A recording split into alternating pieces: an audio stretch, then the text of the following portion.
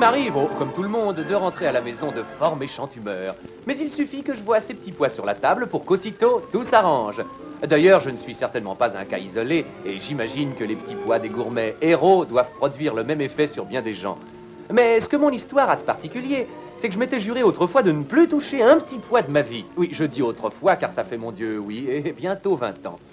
Et ça a commencé un beau matin que j'allais à l'école. Soudain, quelque chose me pinça dans le cou. Puis Henri surgit devant moi comme un beau diable pour me faire part de sa dernière trouvaille.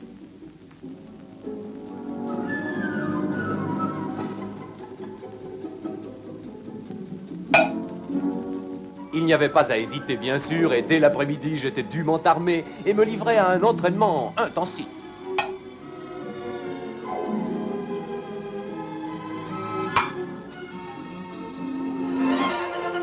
Comme de bien entendu, le nouveau sport avait rapidement fait le tour de la classe et les Indiens petits pois ne tardèrent pas à être célèbres dans notre petite ville. Nous prenions pour objectif des boîtes et des écriteaux. Et s'il y avait eu à l'époque autant d'interdictions qu'aujourd'hui, nous en serions peut-être restés là.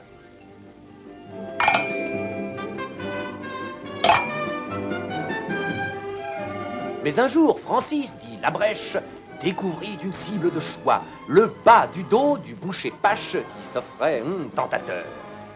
Aussitôt dit, aussitôt fait. Et pan, en plein dans le mille. Dès ce moment, nous devînmes la terreur de toute la ville.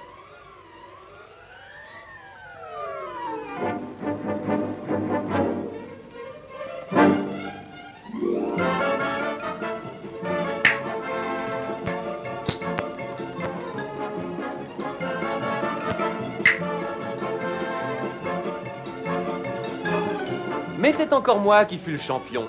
C'était à la leçon de géographie où il était question du lac Titicaca.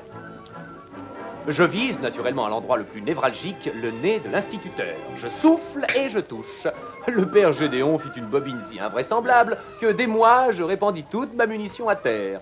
Au fond, Gédéon était un bon type, mais son nez entendait très mal la plaisanterie. Et je dus expier.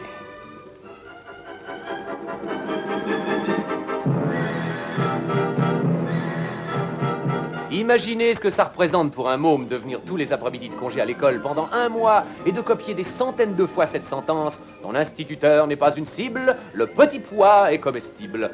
Dame Gédéon n'était pas un Lamartine. Le deuxième après-midi, quand j'entendis tous les copains qui jouaient dans le bosquet, je fis un serment. Plus jamais de petits pois.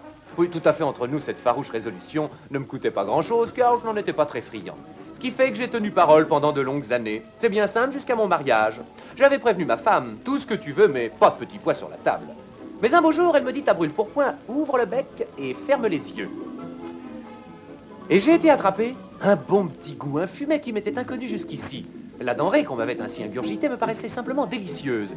Et j'eus peine à en croire mes yeux. Quand, les ayant rouverts, je sus que c'était des petits pois. Mais aussi, quels petits pois, pas n'importe quoi, des petits pois des gourmets héros, si petits, si fins, si tendres, que rien qu'en les voyant, l'eau vous en vient à la bouche. Aussi, j'ai largement rattrapé le temps perdu. Et quand je vois au menu les petits pois héros, c'est chaque fois un régal en perspective.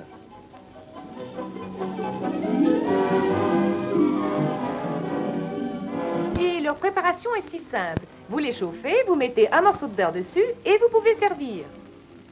Mais exigez bien les petits pois des gourmets héros, pas d'autres. Car les petits pois des gourmets héros sont vraiment de toute première qualité. Et avec ça, pas cher.